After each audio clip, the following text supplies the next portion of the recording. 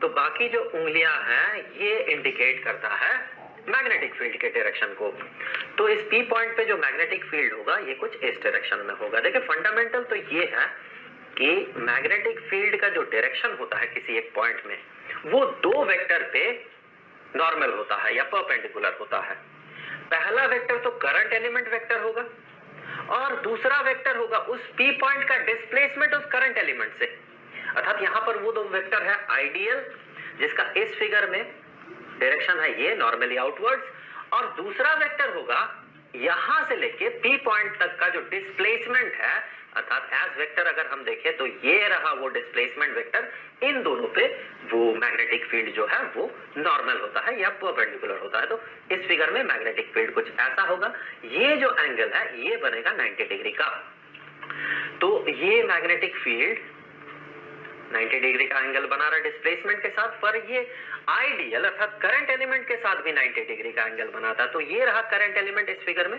इसे अगर हम पैरेलली शिफ्ट करके लाते हैं और इस पी पॉइंट में आके बैठा देते हैं तो हमें दिखेगा, क्योंकि ये नॉर्मली आउटवर्ड्स है और ये मैग्नेटिक फील्ड जो है ये इस प्लेन पे है, स्क्रीन के प्लेन पे है, तो ये दोनों एक दूसरे के साथ 90 डिग्री का एंगल बनाएगा। उसी तरह से एक और करंट एलिमेंट अगर हम कंसीडर करें एग्जैक्टली अपोजिट साइड में, तो यहाँ पर इसका भी जो लेंथ है dl, तो यहाँ पर जो करंट एलिमेंट बनेगा उसका डायरेक्शन होगा ये, वो कुछ ऐसा डायरेक्शन इंडिकेट करेगा। इसके कारण पी पॉइंट में कैसा मैग्नेटिक फील्ड बनेगा, इसके लिए कंसीडर करते हैं राइट हैंड। यहाँ पर हमारा जो थंब है ये इंडिकेट कर रहा है करंट एलिमेंट को, तो बाकी उंगलियां जो है ये इंडिकेट करेगा मैग्नेटिक फील्ड को।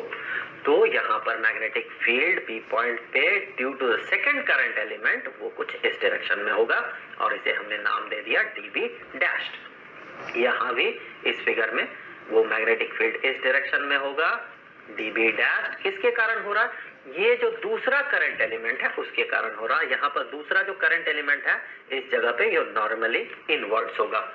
तो इस करंट एलिमेंट से हमें पी पॉइंट को मिला देना है। तो हमने जैसे इसे मिलाया तो हम पाएंगे फिगर से बहुत क्लियर है कि ये भी ए होगा। अब चलिए देख लेते हैं कि ये db और db डैश का मैग्नीट्यूड क्या होगा। डायरेक्शन तो हमने पता लगा लिया।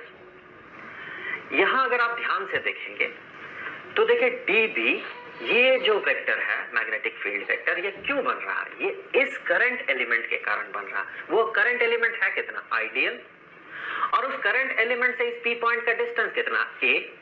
अब दूसरे केस में देखें करंट एलिमेंट आइडियल और इस पी पॉइंट का डिस्टेंस a, इसका मतलब दोनों मैग्नेटिक फील्ड का मैग्नीट्यूड सेम होगा।